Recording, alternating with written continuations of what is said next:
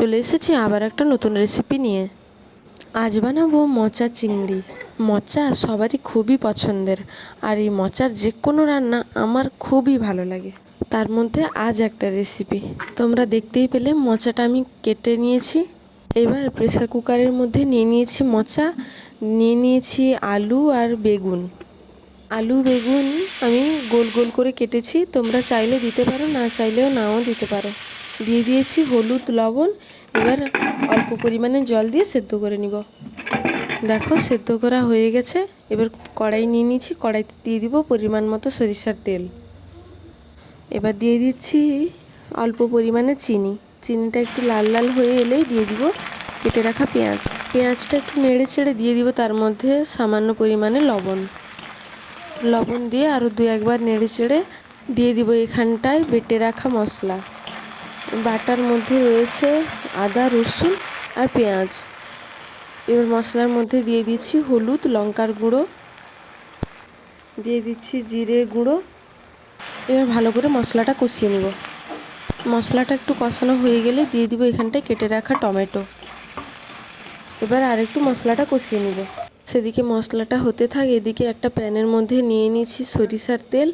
এবার এখানটায় নিয়েছি আমি কিছু চিংড়ি মাছ। চিংড়ি মাছটা বেশি বড়ও নয় বেশি ছোটও নয়, মাঝারি সাইজের চিংড়ি মাছটা নিয়েছি। এবার হালকা করে ভেজে নিচ্ছি। চিংড়ি মাছের মধ্যে আমি আগের থেকে হলুদ লবণ মাখিয়ে রেখেছিলাম। এবার ভাজা ভাজা হয়ে গেছে। এদিকে মশলাটা একটু কষিয়ে নিয়ে দিয়ে দিয়েছি পরিমাণ মতো জল, আর একটু ভালো করে কষিয়ে নিব। কষানো হয়ে গেছে, দেখো তেল ছেড়ে দিয়েছে। এবার দিয়ে দিব ভেজে রাখা চিংড়ি মাছগুলো। চিংড়ি মাছ দিয়ে আরও একটু কিছুক্ষণ কষিয়ে নিব। ভালো করে মশলাটা কষানো হয়ে গেলে এদিকে দিয়ে দিব সেদ্ধ করে রাখা মোচাটা। মোচাটা দিয়ে ও মশলার সাথে আরও কিছুক্ষণ কষিয়ে নিব। মোচাটা ভালো করে কষিয়ে নিয়েছি। এবার দিয়ে দিব পরিমাণ মতো জল। জলটা আমি এখানে মোচা সেদ্ধ করে রাখা জলটা সেটাই দেব। এক বাটির মতো হয়েছে, সেই জলটাই দিয়ে দিব, তাহলে হয়ে যাবে। পরিমাণ মতো জল দিয়ে দিয়েছি। এবার ফুটিয়ে নিব। একটু ফুটে আসলেই দিয়ে দিব ওপর থেকে গরম মশলার গুঁড়ো। একটু নেড়ে চেড়ে নামিয়ে নিব। রান্নাটা তোমাদের কেমন লাগলো অবশ্যই কমেন্ট করে জানাবে। ভালো লাগলে লাইক শেয়ার করতে যেন ভুলো না।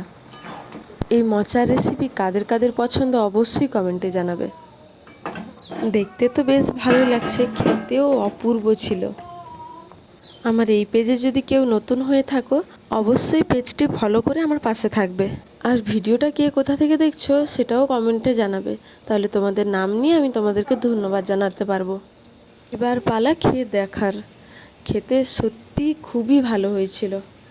গরম গরম ভাতের সাথে এইভাবে মোচা চিংড়ি এক পদেই পাত খালি, মন পেট দুটোই ভরে যাবে। আমার তো খাওয়া হয়ে গেল। তোমরা অবশ্যই জানাবে তোমাদের ভিডিওটা কেমন লাগলো।